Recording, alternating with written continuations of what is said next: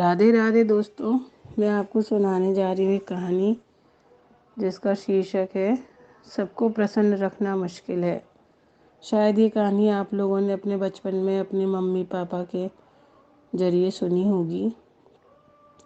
एक व्यक्ति था, उस पे एक गधा था। उसको कुछ पैसों की ज़रूरत पड़ती है तो वो सोचता है कि चलो इस गधे को बेच कर ही अपने पास पैसा आ जाएगा, जिससे जो कुछ काम करना है वो कर सकता हूँ। तो वो ये सोच के उस गधे को बेचने के लिए बाज़ार में जाने लगता है।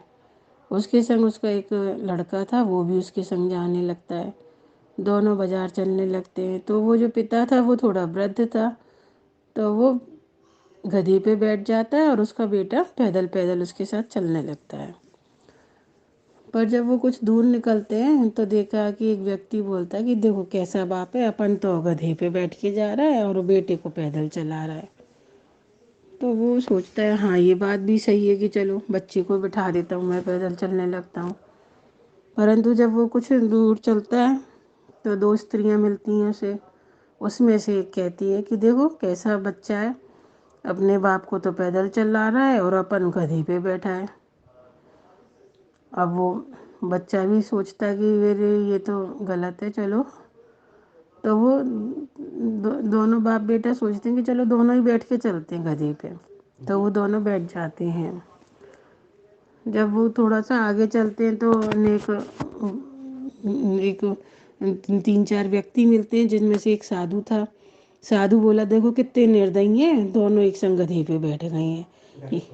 ये नहीं कि एक जन पैदल चले और एक जन गधे पे बैठ जाए। अब वो एकदम सकपका जाते हैं कि ये लोग हमसे क्या कह रहे हैं। तो वो दोनों उतर जाते हैं। तो वो जो सोचते हैं कि चलो हम ही गधे को अपने कंधों पे रख लेते, कंधे पे रख लेते हैं। तो वो एक मोटी सी लकड़ी तोड़ते हैं पेड़ की और दो उससे गधे को बांध के और खुद ही अपने कंधे पे लटका के उसे ले चलते हैं। जब वो बाजार के निकट पहुंचते हैं तो वहाँ देखते हैं कि लोग उनको देखकर हंसी मजाक कर रहे हैं उनका, कि देखो कैसे मूर्ख व्यक्ति हैं, इतनी बढ़िया सवारी है तो अभी उसको अपने कंधे पे लेके चल रहे हैं, ये नहीं कि इस पे बैठ जाएं।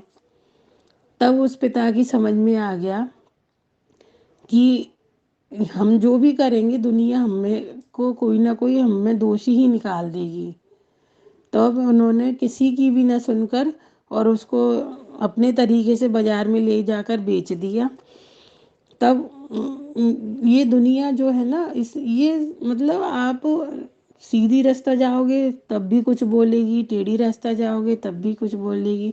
पर इस कहानी से हमको ये सीख मिलती है कि सुनो सबकी और करो अपने मन की।